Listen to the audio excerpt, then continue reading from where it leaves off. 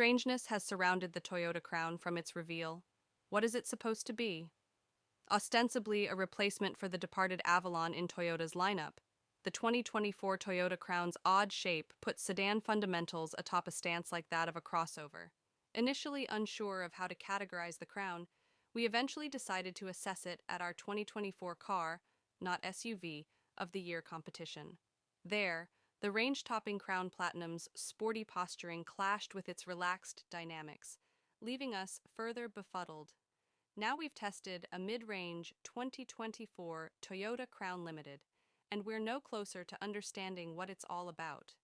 Every 2024 Toyota Crown is a hybrid, with all-wheel drive enabled by electric motors on the front and rear axles.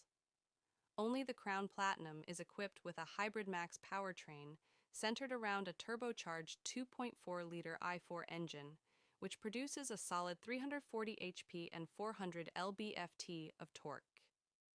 Meanwhile, the Crown Limited tested here has a 2.5-liter i4 that joins the motors to make a comparatively meager 236 HP and an undisclosed total torque of 163 lb-ft or more. Subsequently, the gap between their acceleration is no surprise. The Crown Limited runs from 0-60 mph in 7.1 seconds, while the Platinum needs 5.7 seconds to do the same. By the quarter-mile marker, the Limited draws a bit closer, crossing the line in 15.4 seconds at 91.7 mph, 1.0 second and 4.4 mph slower than the Crown Platinum. Then the Crown Limited flips the script by bettering its Platinum counterpart in every other test. Under full braking force, the Limited stops from 60 mph forward in 120 feet, 7 feet shorter than the Platinum.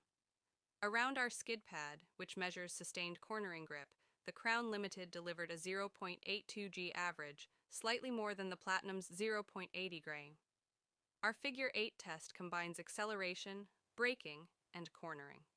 In it, the 2024 Toyota Crown Limited posted a 27.2-second lap at 0.63 G average, marginally better than the Platinum's 27.5-second, 0.61 G average result.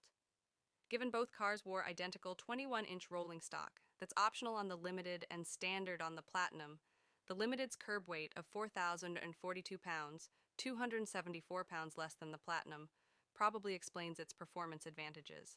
The fact that none of these test results are particularly noteworthy doesn't tarnish the Crown. Rather, it's intended to do better in other, more practical areas, fuel economy foremost among those.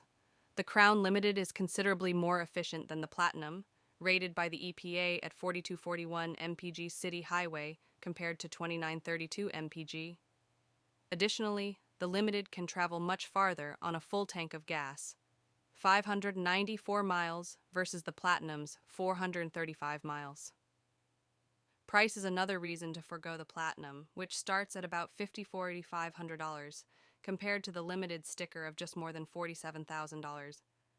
The turbocharged Hybrid Max powertrain accounts for much of that disparity, as adaptive suspension, a handful of driver assist features, phone as key functionality, 21-inch wheels, and available two-tone paint schemes otherwise substantiate the range topper's elevated MSRP. Regardless of how it's equipped or how we test it, the 2024 Toyota Crown remains a peculiar vehicle. This is evident as soon as you slide behind the steering wheel. Despite the sizable exterior, the cabin feels quite snug. This author stands at the extreme end of the height spectrum, so you'll likely have more space inside the Crown than I. Nevertheless, this is the tightest-fitting vehicle I can recall apart from lithe sports cars. Notice how hunched over I am in our photography. Anodyne road manners make the Crown Limited driving experience merely fine.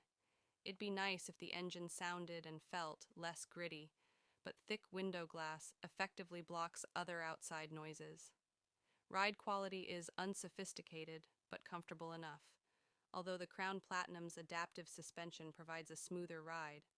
Sticking with the standard 19-inch wheels could bring things toward parity. Vague steering doesn't do anything for the experience. Fortunately, over-the-shoulder visibility is good, and the AWD system delivers sure-footed traction even in torrential rain. The brakes become grabby just before stopping, a common foible for hybrids and EVs that combine motor regeneration braking and conventional friction discs.